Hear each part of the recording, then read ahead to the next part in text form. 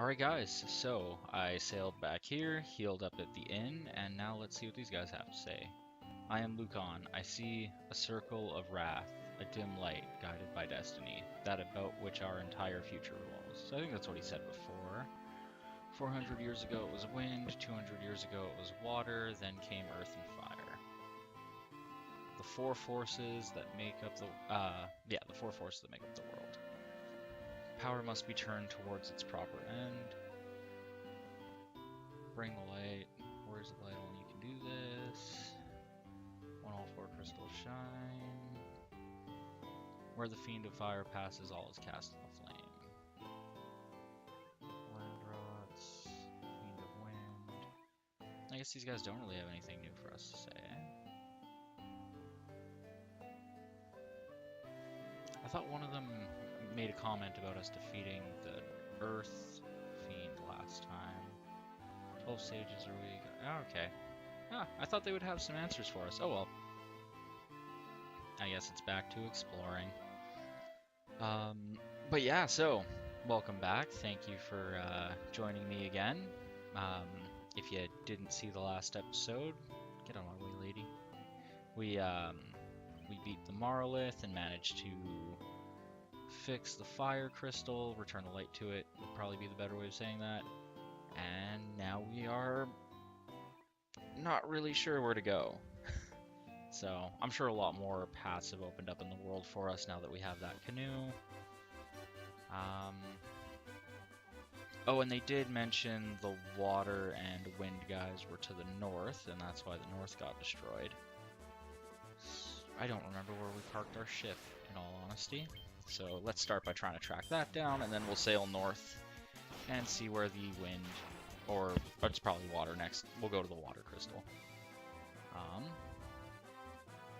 If I can remember where we parked our ship. That's kind of embarrassing.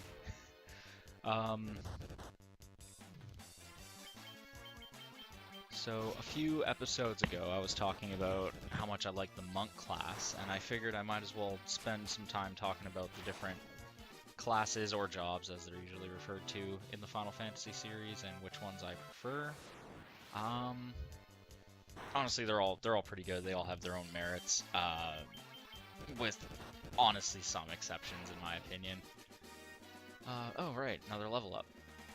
Okay, I really have to stop killing everything I run into, but I also hate fleeing. I think up around this range is where we left our boat. And back on topic. So yeah, the monk is definitely among my favorite classes. And that's mostly just because of, like, from a gameplay point of view. The monk is not beholden to gear. In fact, they can't use most gear, which means armor-wise they'll usually be pretty soft, but they can at least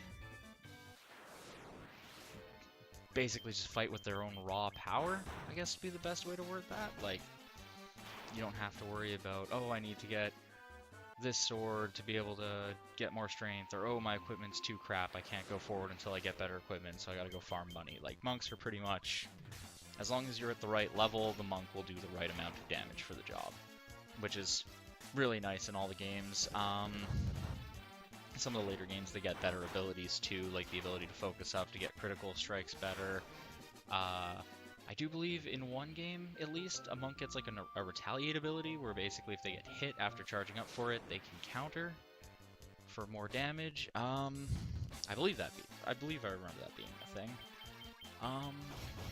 After the monk, well, actually more so than the monk, I do like the paladin as well, but that's not as big of a staple in Final Fantasy as the monk is. Oh, back to fighting these little weak guys.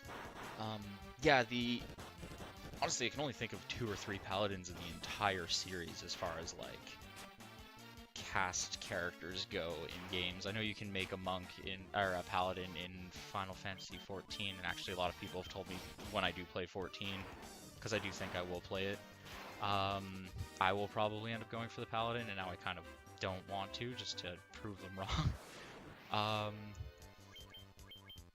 But yeah, the paladin always interested me in everything in Dungeons & Dragons and Final Fantasy, and Forgotten Realms, pretty much everything you can think of where there is paladins, I always kind of lean towards them. Even, I did play a paladin a little bit in World of Warcraft.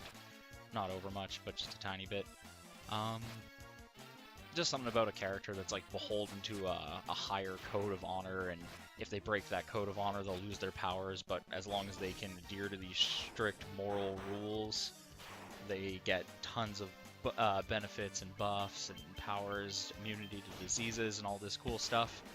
I also just like the fact that you are a healing tank that can burn away undead with holy magic and also just straight up put up a fight with a sword.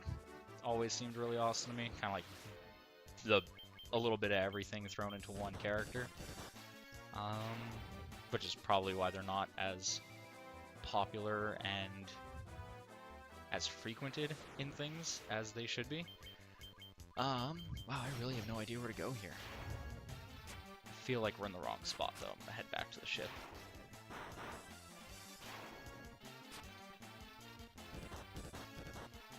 Another class that I really like, obviously, Warrior, Black Mage, classic classes. Thief is always really cool in games. It's always nice when you can steal some secret rare loot off of a boss. Oh, that water down there is water we can use a canoe in. So let's see if we can find our way to that. Honestly, let's just flee. These guys are not evil with their time. The Dragoon's a cool class. We'll see one of them. We'll see one in Final Fantasy II, I believe, is the first time you'll see a Dragoon. First time we'll get to play as one might be 3. I forget if the Dragoon joins our party or not in Final Fantasy II. I know a lot of the series staples come in number 2 as far as returning characters, character names, classes, animals, and stuff.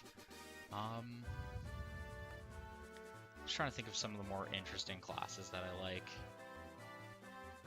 Here we go, River, perfect. So I'm gonna bet we're on the right track here.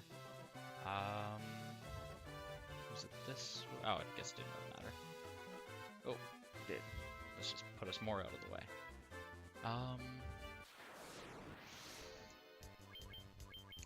The Dark Knight class is a class that I really like, more or less because of its role in Final Fantasy IV, which we will get to. We do get that class in Final Fantasy III, and it kind of just seems like it was just thrown in there because someone had the idea of it, but it's really not that fleshed out, and it doesn't really serve a purpose. Yeah, as for like what I think is the best class throughout the entire series, I would probably say the Summoner class, but that's not one that I usually lean towards when it comes, if I was thinking of my favorites, I would never think of the Summoner class, but that is a very cool class. Introduced in Final Fantasy III, I believe. Let's see if there's anything up north here first. White Croc. So yeah, let me know in the comments if you guys have played Final Fantasy before, what you think, what your favorite class is. If you want to rank the classes, go ahead and do that. Your favorite and your least favorite, I'd love to know that stuff. That way in future games I can kind of gear my party more towards what you guys like and less towards what I would prefer, which is generally healers, strikers, and why am I attacking? I should just focus on fleeing. Healers, strikers, and then pretty much just whatever best fits the situation. Oh, no, this is just a useless piece of land. That's wonderful. If I had to go for my least favorite class in the entire series, and some of the classes that I think just aren't cool concepts, but not as good as they should be, I would definitely throw the Red Mage in there, as much as I know it's a fan favorite, and I know I'm going to get a lot of flack for it. At least in Final Fantasy 1, 3, I don't even remember if there is a Red Mage in 5. It seems kind of redundant to have a Red Mage in 5, but I think there is one. They're just not as useful as you think they'd be. Like maybe at the lower levels, but then you really like quickly outgrow them. For those who don't know, a red mage is basically a mage who can wear better armor than mages, but it's inferior to wizards. So basically like monk level armor. They can use like early level warrior weapons, but none of the later stuff. Like they can't use axes and stuff. They can cast magic, but they can't cast like black magic, but they can't cast top tier black magic. So they'd probably like cap out at Blizzara and couldn't learn Blizzaga. They could learn the weaker healing spells, like they could probably learn Protect and Cure, but they couldn't learn Curaga or... oh, there goes Logan, not paying attention to his health. But yeah, basically they're just... Do I have life yet on Rhea? That'd be nice. No, we do not have life yet. Okay. Yeah, pay more attention. Can't let Logan die like that.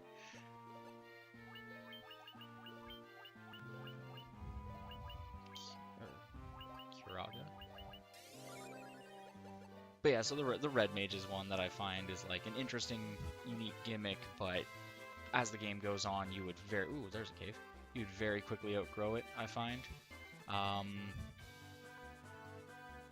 What's another? Whispering Cove. Oh, this is a bonus dungeon, isn't it? I believe this is one of the bonus dungeons, which we haven't unlocked yet. Yeah, it looks like it's gonna be. Let's go talk to that person, though, see what's up.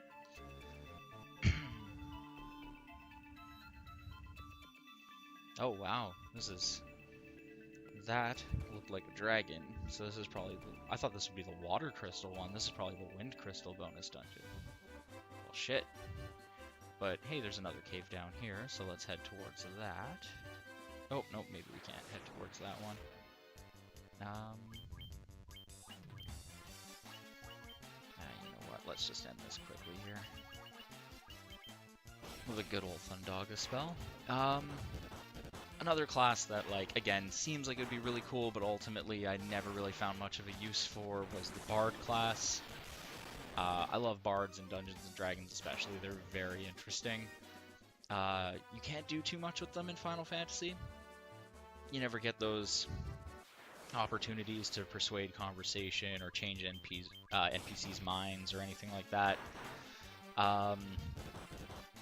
So, other than the roles they play in the stories, which is always very minor, there's no big star bard character as of yet in Final Fantasy. Which would be interesting if they decided to do that, but as the series has gone on, it's kind of gone further and further away from its fantasy roots and more into very dark, stylized, futuristic stuff. Ooh, Ice Cave. Well, let's explore it. I don't know if this is where we're supposed to be, but let's explore it. Sorry, yeah, so back on point. Damn, that's a lot of enemies.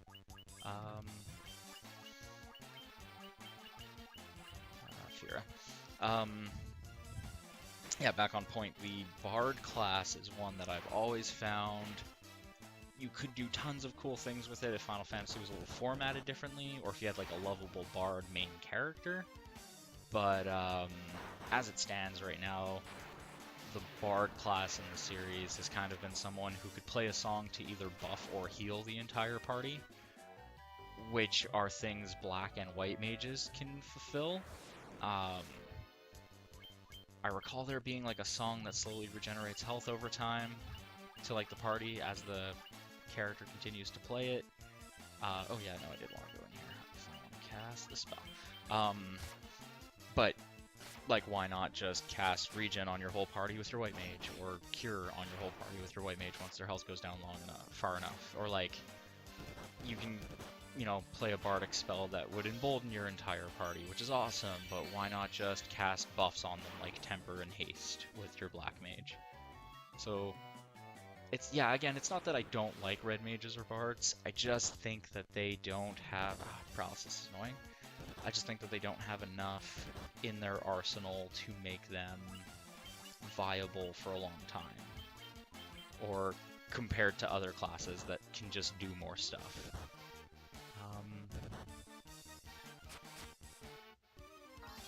Is there another class that I think is lacking? One class that I actually really love, but can recognize that it's probably not as good as I think it is the Blue Mage. Sorry, I just want to make sure I'm not wasting MP here. Sorry. So Blue Mages are basically characters that can use enemy skills against other, well, against enemies once they've learned them. You know what, there's not a lot of undead in this crowd. Let's just throw fear at them. Sorry, it's hard to commentate and play at the same time, apparently, today. But yeah, so Blue Mages, basically, once they're hit with an enemy skill, they learn that enemy skill and then can use it in the future. This has been implemented pretty well throughout the series. I feel like 10 does a terrible job of it. I honestly never use the Blue Mage in 10 unless I have to. Basically, it's the enemy skill in 10 is treated as an ultimate attack, so you have to wait until your gauge fills up before you're able to use it, which, at that point, why wouldn't I just let a gauge fill up for a character who does something better than an enemy skill? In 7, it's kind of broken because you don't get Blue Mages so much as just a materia, which is an equipable item, that if you're hit while you have that item equipped, you will learn the move used against you if it's a learnable move. Oh yeah, Logan's gonna level up a little bit behind of the party because of that knockout he got earlier. Damn. Sorry, yeah, so in Final Fantasy VII, pretty much anyone can be a Blue Mage if you equip them with the enemy skill materia. They get hit by the enemy skill, they learn it, and then they can use it back on the enemy, which is actually really broken in the game because very early on you can get all of your characters to learn... I forget if it's called White Wind, but basically it's like a healing move where whatever your health currently is, you will heal the whole party for that amount. So as like when you're fighting, say everyone's down to almost dead, one of your characters at full health, you have them use that move. Everyone gains what their full health is. Oh, we got a new... oh, I think that was the staff that we had on our monk before. That was complete shit, though. And yeah, this is just a big loop. I shouldn't have come up here. Anyways, so yeah, in Final Fantasy VII, the way Blue Mages are handled is a little differently, but it's still very cool. Mind Flayers, that's always fun. Let's hit those bastards with Thundara. Ah, never mind, they've got paper-thin defenses, we can take them. I always thought Mind Flayers were really cool creatures.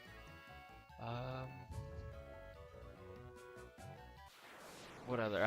Final Fantasy IX has a very cool version of a Blue Mage. Not my favorite version, but a very unique take on it.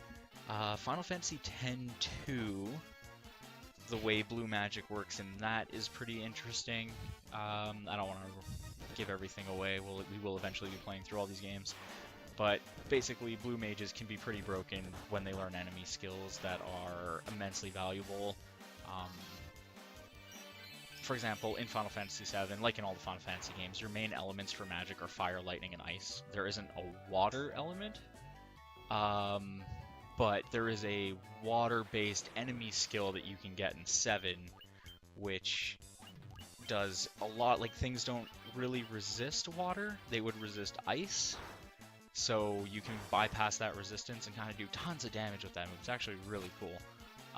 Because it's like one of the only water attacks in the game, and no one would think, like other than a water-based summon, that's pretty much the only water attack in 7. So most things don't have defense against water, because why would they? Like, what are the odds of you having a water move? So that's all really cool. But honestly, like, as much as I love them and I was just gushing over them, I can admit they're probably not that viable. Well, this looks fucked. Okay, Flame Sword. We should probably equip that actually right now. I don't know what that item is in the middle there, but I want to get it. Paralysis is such a pain. Yeah, so again, just let me know in the comments what your guys' favorite classes are. Um, if you've played the different Final Fantasy games, what your favorite class is in which game, because they do act differently in different games. For example, I think the original version of Final Fantasy 1, like the NES version, um, which is much harder than this version that I'm playing. Warriors are just so broken in terms of the power that they can get to, whereas in this they're a little bit more balanced out again, so that people didn't feel like, well, I have to take a warrior, it's the only way to beat the game. I really don't see a way of getting to that without stepping on one of those clearly broken ground squares. Dark Wizard, eh? Interesting. I'm pretty sure we can just pound the shit out of you guys. Especially since you're using physical attacks instead of magical, which seems pretty dumb for a wizard. But yeah, so like warriors in this are broken, whereas when we get to 3, I will very quickly outgrow warriors.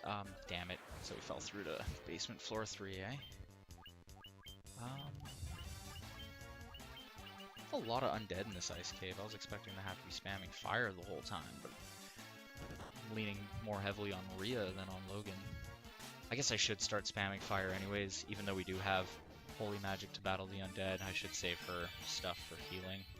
Not sure how long we're going to be wandering around these ice caverns. Oh, this is fun.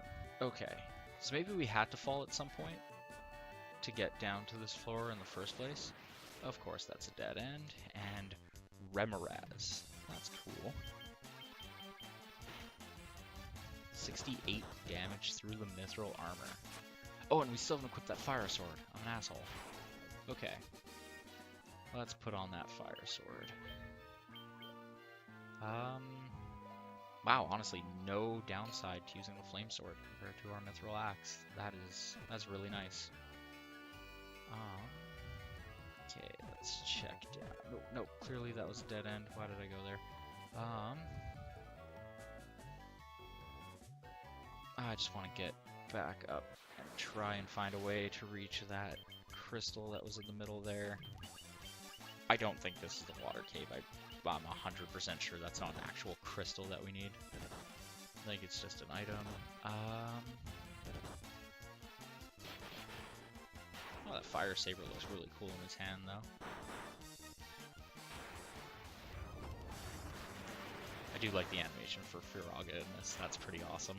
Almost looks like it should be Meteor. Which I do not remember if Meteor is actually its own spell in this game or not. I know it's a common spell in the later Final Fantasy games. White Dragon, nice. So we should get a cool item up ahead, right? Last time we fought a nice red dragon, we got that flame mail, so...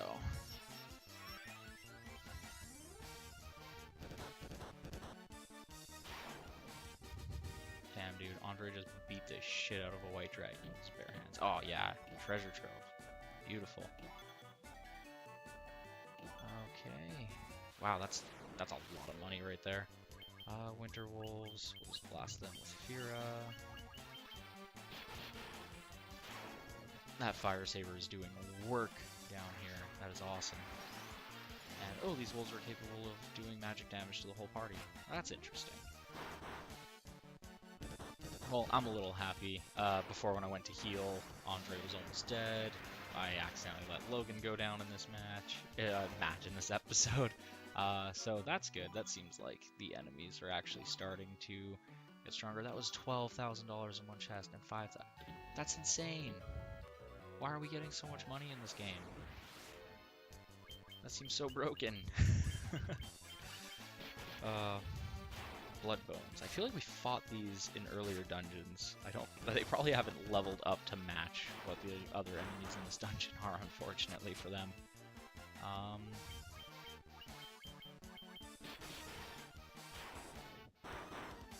are we doing for time here? Yeah, let's try to get back up to that thing.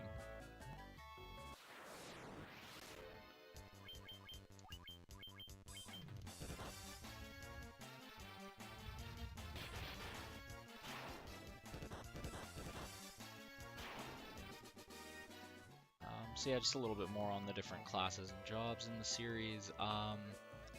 White mages, of course, if I was thinking in terms of utility, I would say are always the best thing to have. Are we really back on floor 1? That's not cool. At least we got an ether out of it. I do not know how to get that treasure chest. That was right next to us there. Unless, are we dropping from that thing? When we stepped on the floor, are we dropping down to this floor? Because I can see it. No, even if we dropped in there, I don't know how to get out then. Should look at that room a little better. But yeah, in terms of just pure utility, I think white mages are absolutely necessity in are an absolute necessity in most of the Final Fantasy games. Oh, sure, perfect. 10,000 gil. That just seems crazy to me. Then again, the spells were getting pretty fucking expensive before. Yeah, white mages, black mages, definite necessities throughout the games, even as like other classes started coming out, for the sage and different things like that. I still found the just base like character who specializes in offensive magic can learn all of it. Character who specializes in healing magic and can learn all of it were definitely superior to the characters who tried to mix both classes of magic, tried to throw in time and what was one? Geomancy, I think it was called. Sleeping bag, money, ice shield. Well, while we're in the ice caves, we should probably have the ice shield equipped. And in fact, it's superior to our mithril shield, so let's keep it equipped. And we're already done the fire gate. Oh, no! I'm an idiot! Oh, I misclicked and went sideways. Dang it. Okay, at least we know how to get there. At least we know how to get there. Damn, that sucked. Okay, that's disheartening. Now we gotta walk all the way back up there. Shoot. Well, what was I saying? Oh yeah, there are the other schools of magic, the time magic, geomancy, all that stuff. And hey, at least we gotta level up. Actually, we do not need these level ups. We're already too strong as it is.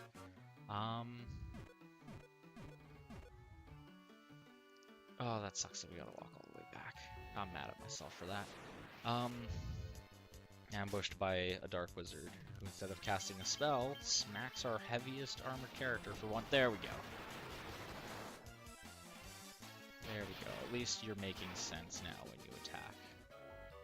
Even if it is kind of dangerous to be trying to eat Shiragas like that. Especially when 3 out of our 4 characters are paper thin. Ooh, nice. Actually, no, you heal at the party. Use Sundara. Okay, yeah, so as far as utility goes for the classes, I think Black and White Mage can't go wrong with in all the games. They're pretty cool. They're usually characters with pretty decent personalities as well. Lulu in FF10 is a great Black Mage. Her personality is pretty awesome in my opinion, although it's like it's dry, but it's there. She's a very cool character. White mages throughout the whole series. I can't think of a single white mage who is an unimportant character throughout the entire franchise. Usually the ability to heal makes a character a very nurturing, caring person. They usually end up taking a spotlight in the conflicts that are going on. Warriors are kind of like a staple of like you have to have a warrior in pretty much everything. Keep forgetting that Logan levels up a little later than everyone else now. Okay, so let's drop down here and not be too hasty when it comes to walking towards that stone thing. Crystal thing, I should say. Yeah, monks are pretty cool. As I said, I love the monk class. I think some of the monk characters in the series are some of the best characters. Is this... Oh, this is presumably a boss fight of some kind? No, wait. Not protect. Yeah, let's see what it throws at us. And, as usual, let's temper. Oh, never mind. Not a boss, I'm hoping. Not a boss. Killed it really easily. You obtained a Levy Stone. Oh, the Levy Stone! Beautiful. Okay, sweet. So, who was talking to us about that? The dwarves, I think, mentioned it, right? Okay, yeah, that's not a boss. We can just fight this enemy whenever we step on this square. That's cool. Actually, if we fight it every time we step on the square, that does give a lot of money. Then again, we're insanely filthy rich as it is. Alright, I'm gonna end this one here, guys. I will get my way out of this ice cave, and I will head back to the dwarves, I suppose, to see what we can do with the levy stone there. Hope you guys enjoyed this one. Sorry if I was rambling a little bit. I just knew we'd be exploring, and I was trying to think of a topic to talk about. So again, in the comments, let me know favorite class, least favorite class, how wrong I am about red mages and blue mages and all that stuff. Hope you guys enjoyed. Hope you guys had a great week. Hope you have a great weekend, and I'll see you next time. Bye.